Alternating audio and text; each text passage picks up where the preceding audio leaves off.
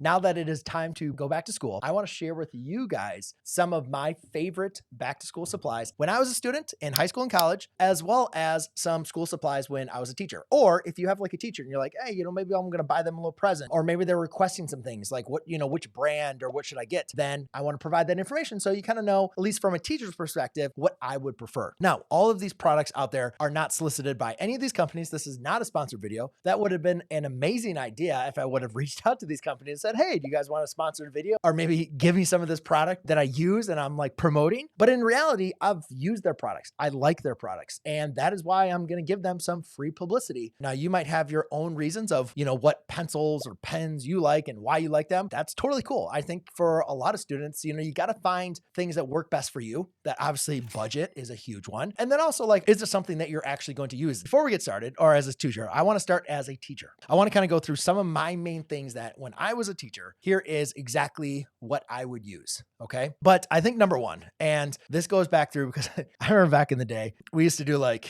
don't know what it was. We just have extra credit would always go down and students would be like Kleenex and stuff when I was a first year teacher, they're always like, oh, if you want to get supplies, just give kids a little bit of extra credit and they'll bring in Kleenex and markers. And I was like, oh, that's a great idea. And there's actually a couple older videos that I have. I have a ton of markers on my whiteboard and the kids are like, this is crazy. Well, what happened was, I gave kids a little bonus points basically to bring in Kleenex, which I never had. So it was always helpful for students to do, they didn't give that to us as a school supply. And then Expo markers, which they gave us one packet. The rest of the time, we as teachers had to keep on buying our own. So I'd always ask for students to bring in markers. And then students brought in a non-Expo marker. And then that was the first time as a teacher, I realized, holy crap, there is a big difference between Expo markers and non-Expo markers. And I have not found a brand that I have liked even close to an Expo marker. So the first one, a recommendation, ladies and gentlemen, is the classic Expo marker. You can see on my videos when I taught inside the classroom, that was my go-to, right? If you're going to buy, your teacher has to spend their own money on Expo markers. Now, I realized that technology has kind of updated, obviously, even the last couple of years. I would even use my, we had a computer that I'd use inside my classroom, maybe even a little bit more sometimes as to teach from. I could use my stylus and stuff like that on there. However, I still prefer to teach standing up and to teach from that teacher perspective. So if you're going to get your teacher markers, they're asking for markers, they need markers, go with Expo. That's the best. You want to show certain aspects, so you want to use different colors. It's great. However, you have to be very, very careful. If you're going to get those colored variations of the Expo markers, what you're going to realize is a lot of them aren't going to show up. Obviously some of you might see on my videos, what does he write on the board? I can't tell. And the reason being is because the colors don't show up very well. So it's hard as students. So if you are going to get a variety, just get the classic 5-pack. All you need is red and blue and green. I know pink and light blue, those are all great. Light purple, it's nice to have all those different variety, but in reality, a lot of them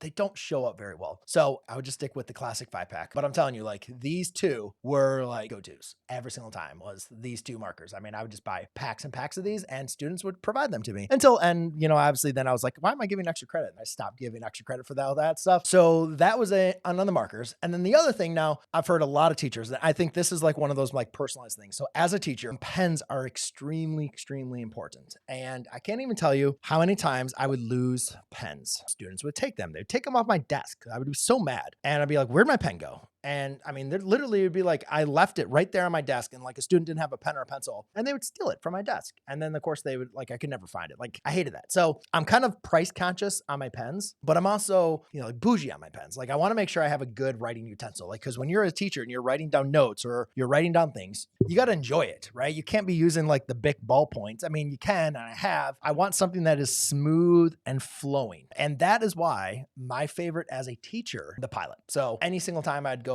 out to a school, these are all over, I would just go ahead and buy them. And again, very, very important, at least for me, I prefer the 0.7 for pens. I am not a 0.5 guy. For me as a teacher, I want to make sure whatever I'm writing on a student's paper or if I'm doing my notes, it's very legible. So the 0.7 just feels like the right fit. And these pretty much last very long. To be honest with you, I'd probably lose these pens before the ink would ever run out. Like I would just always lose them or they get stolen or whatever would happen.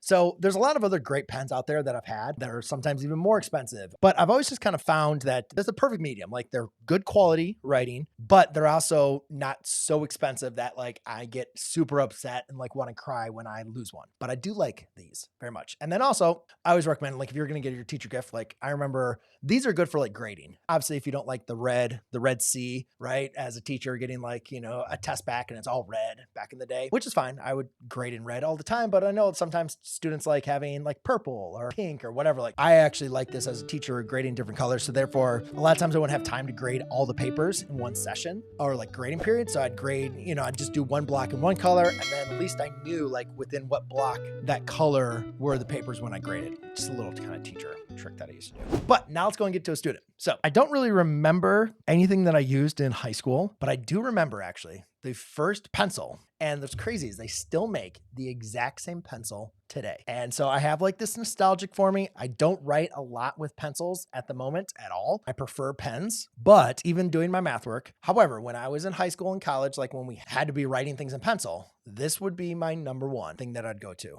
So that is the Zebra mechanical pencil. And you can see it's very lightweight. All right. Now this would be my most expensive one. Like you could easily, I think a lot of times I'd use the Bic, but I am totally a 0.5 person when dealing with mechanical pencils. It's weird. I know. I don't get it. I don't know why I love 0.7 for pens, but 0.5 for these. And I think, well, if I was going to maybe give you my, thought process, at least on this, is like when I'm doing my work, I don't need the free throwing like I'm a teacher. I guess I like the smaller like lead for as being like a student, just to do my math work and stuff like that. Now I do like the classic Bic mechanical pencil. Love these pencils. I would use these all the time. And again, I didn't really care for these because I would lose them, right? And I'd go to class but like I had a pencil. So these are definitely my go-to. If I wanted the bougie one, I would have them, but usually I'd probably lose them by mid-year and then I wouldn't buy them again because I'd be so upset I missed them. So these Bic pencils are ones that I always had. And again, look, you can buy 24 of them. And I think these are just as good. So as a student as well, when I wanted to use a pen, the Zebra pens, I don't know, these are like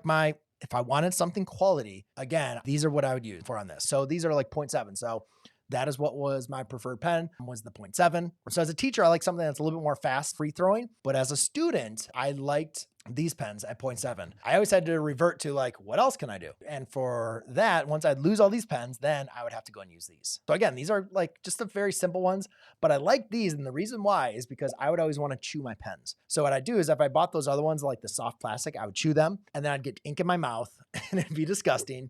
And then like the top would be all messed up. So these, you can't really like bite on them. Like when you're in class, like can't really bite them, right? Then the plastic like shreds and you have to throw it away. So that's why I always like these. Again, these are just the cheap ones, but they work perfectly fine. As a teacher, I wanted things fast, free throwing, and I wasn't as worried about the like nudges and stuff like that. But as a student, I don't know. I like the ballpoint pen better for doing my work. It like slows me down, I think, a little bit. And I think that's what helped me do my work when I was using a pen from that. Here's one thing actually I want to go back to with the pencils. So the important thing I like about this pencil is there's no eraser. There's like, you pull at the top and there's like this little bitty eraser, right? So what's important about that? What's important about that is then you have to get a better eraser. So one, you have to be really good like with your work. And if you're going to get an eraser, then what I would recommend doing, I would use these, the high polymer Pentel. There's a lot of other white ones. These so far have been my favorite that I've used. You can easily buy like a huge pack of them. You can keep them with you. Once you keep them with you, like you are basically good to go. You never have to worry about running out the eraser. Now the other eraser are the Bic pencils. These are pretty good, but like they have a decent eraser, which I always kind of liked. So therefore you didn't have to quickly so much rely on having another, marker down there. So what I would probably say is I would take these to class with me almost all the time. But then if I was at like my home or my dorm room or whatever else, that's why I liked the Zebra pencils because it doesn't have a big eraser. So you always had to have an eraser with you, right? You almost always have to. So that was kind of a little bit of headset from on there. The next thing it would be, I'm a very simplistic person. I don't like special things, guys. Oh, and if you're a pencil person, Ticonderoga, like I think they're good pencils. The only reason I would say, the main thing I think you got to watch out with your pencils is the eraser. So Ticonderoga, they have good erasers. A lot of the cheap pencils have horrible erasers. So before you go ahead and buy a whole bunch of them, like make sure the eraser is good. Because if you have a crappy eraser on your pencil, like it's basically the pencil's worthless. You want to make sure you have a good eraser. And usually if the eraser is cheap, then the pencil's cheap. And you just want something that has a good feel. This is just from a teacher perspective. So now let's go and get into two other things, or the last two things that we did not talk about is going to be notebooks. I actually did some research on notebooks. There's a lot of expensive notebooks because I want to come out with my own notebook. And if you think that's a good idea, let me know. but I have some really good ideas of how I would use a notebook, but I am a very simplistic person. And I think just the classic 5-star college ruled notebook is the best you can get. Like it's the cheap and it has almost everything you need. Like I prefer to have separate notebooks for my separate classes, but obviously if you're in high school having like the 5-subject one, I think would be fine as well. Like I don't know how many, can't remember, it's maybe 50 or 75 pages, but yeah, that definitely works. But I definitely like the plastic on it. It keeps everything basically solid and you don't have to worry about it. So I think this is going to be a great way to start. Like you don't need to go fancy or do anything else from there, but I definitely recommend though having everything together. I think that's extremely important to having like a good solid notebook from in there. And the last one, this is actually one that I actually currently own because I couldn't find the one that I owned when I was in high school.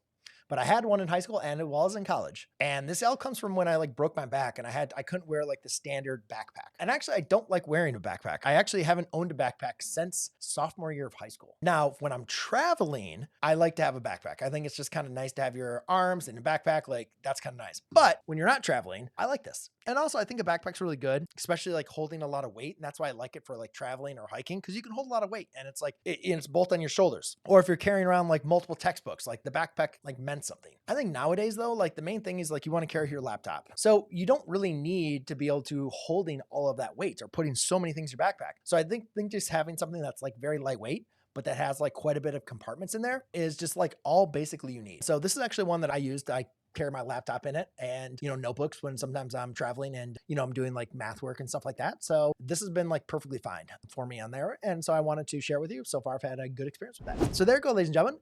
Again, everything up there is all pictures from Amazon, or if you're just going to be going to whatever store that you want to, frequent as you do back to school shopping, hopefully you can just kind of use some of these ideas or at least my reasoning on why I've chosen some of these products. And again, I am not affiliated or sponsored by any of these companies or products. These are just from my personal experience of ones that I have used in the past or currently use and have enjoyed. So if you're kind of on the fence and you're not really sure which product or which type of school supply you should buy, well, then hopefully this video was helpful for you. And I'll also have some helpful links, affiliate links down below in the description. So therefore you can use if you want to do online shopping, but otherwise, depending on where you are or what you need, then you can go ahead and purchase them whenever you want.